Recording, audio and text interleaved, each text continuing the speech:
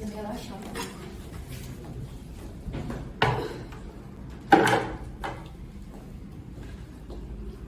O que será que tá passando na televisão?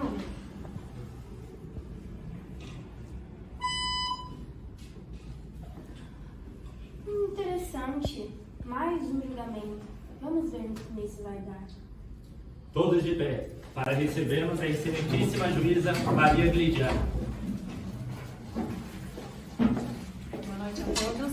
Boa noite.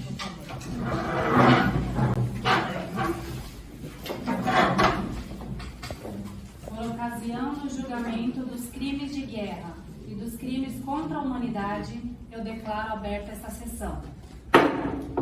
Arthur, submetido ao julgamento de crimes de guerra contra a humanidade, desaparecimento de políticos e outros oponentes, tortura, falta de tratamentos médicos contra civis de guerra, assassinato e escravatura de civis com número estimado de 5.700.000 de judeus. Para a acusação, o representante do Ministério Público, o promotor David Gabriel, e para a defesa, o Dr. Josué Martins, que é entre o réu.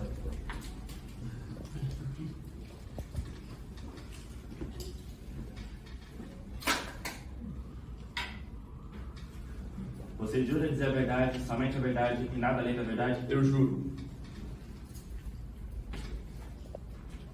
O senhor tem o direito constitucional de ficar em silêncio. Diante das acusações que serão proferidas aqui, o senhor se declara inocente ou culpado? Inocente. Pelo povo alemão, pela nossa família. Ordem! O senhor só pode se declarar inocente ou culpado. Prosseguindo com o julgamento, pergunto ao senhor promotor, deseja interrogar o acusado? Sim, meritíssimo. Prossiga. Senhor Hermann Göring, o senhor foi o autor e da idealização dos campos de concentração? O autor não. Eu fui o criador, sob ordens de Adolf Hitler. Nós, soldados, éramos somente peões no jogo de xadrez dele. A acusação encerra as perguntas, meritíssimo. Doutor Josué, deseja interrogar? Por favor, meritíssimo. Prossiga. Senhor Hermann, o senhor, acima de tudo, é um militar. Imagino eu, então, que o senhor estava submetido a cumprir ordens. Mas o que aconteceria se o senhor, por acaso, desobedecesse? Hitler tinha algum comportamento agressivo com os senhores militares? Não somente agressivo, ele era misterioso. Escondia de nós, representantes do exército, seus planos e seus objetivos. Ok, a defesa encerra as perguntas, excelência. Prosseguindo o julgamento, vamos aos argumentos finais. Cara meritíssimo, estamos diante de um réu que não mostrou um pingo de compaixão pelos atos cometidos no campo de concentração. Estamos perante um réu que se declara o idealizador dos campos de concentração. Campo esse, a qual feriram principalmente as leis postas do nosso país. É disso que eu gosto. Um julgamento. Positivismo. Leis postas e fundamentadas. É disso que eu gosto de ver presente em todo julgamento. Vamos ver no que nesse vai dar. Postas do nosso país, vemos que o réu, meritíssima, ele não mostra um pingo de amor pelas vidas que foram perdidas no Holocausto. E o Senhor tem a coragem de dizer para todos que Adolf Hitler o coagiu a cometer tais atrocidades. Lembrando que após a morte do filho, o Senhor assumiu o lugar, o posto mais alto da Alemanha nazista. Meritíssima, eu peço que a senhora olhe para este acusado, olhe para as atrocidades cometidas contra o povo alemão, ou melhor, contra o povo judeu, principalmente ferindo um artigo fundamental da nossa Constituição. Tá ficando interessante, mas não tem nada que eu goste mais quando o artigo da Constituição Federal é citado direitos estes fundamentais e inerentes à dignidade da pessoa humana, juntamente ligado aos direitos humanos. Isso que dá gosto de assistir. Violando o direito à vida, à liberdade, à propriedade dos judeus que foram retirados dos seus lares. Meritíssima, não há mais provas do que as próprias vidas perdidas no Holocausto. Eu clamo a este tribunal que faça justiça, porque senão vamos mostrar ao mundo que a injustiça, a falta de igualdade, ela se perpetuará durante séculos e a acusação será falsa.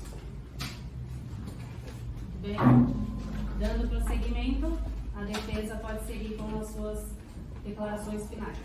Excelência, a promotoria traz belas palavras de se escutarem, mas o que o senhor promotor David esquece de citar é que meu cliente não passa de um militar veterano que viu passar em seus olhos a Primeira e a Segunda Guerra Mundial, aonde na guerra é um lugar um ambiente totalmente hostil, um ambiente sem piedade.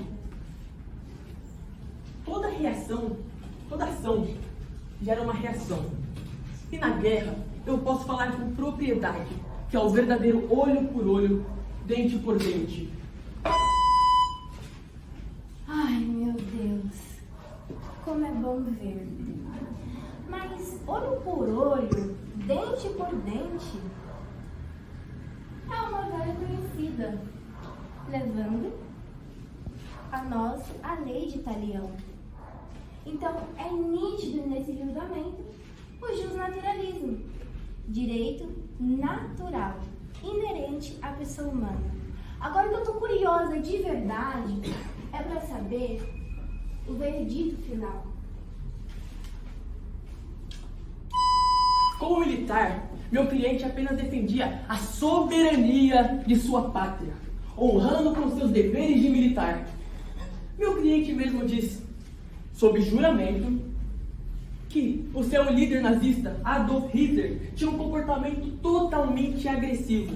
Logo posso dizer que tudo que meu cliente fez foi por amor à sua vida e amor à vida de sua família. O que poderia acontecer com o meu cliente se ele ousasse desobedecer uma norma imposta por seu líder? E vale ressaltar que na época não tinha nada dizendo que não poderia.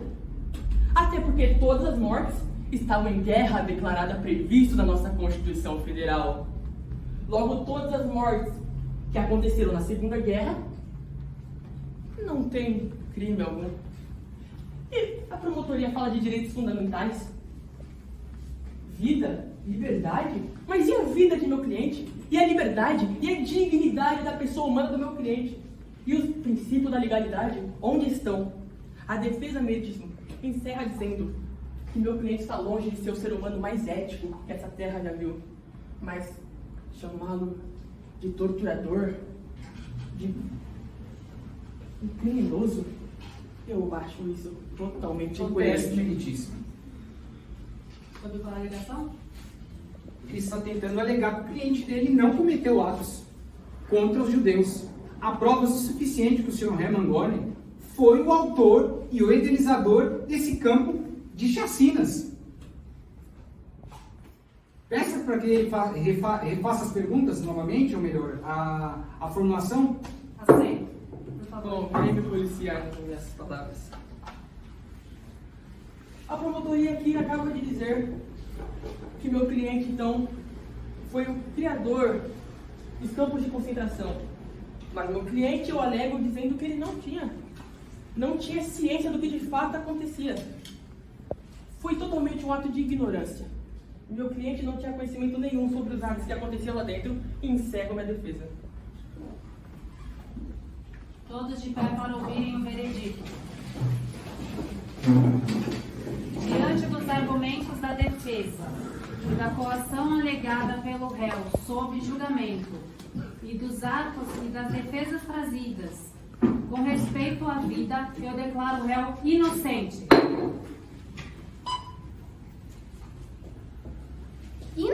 Inocente? Como assim? Eu não me fiz presente nesse julgamento. Eu não tardo. Eu não falho.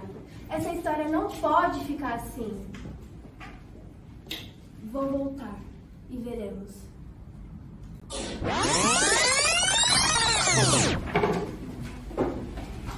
Todos de pé para ouvirem o veredito.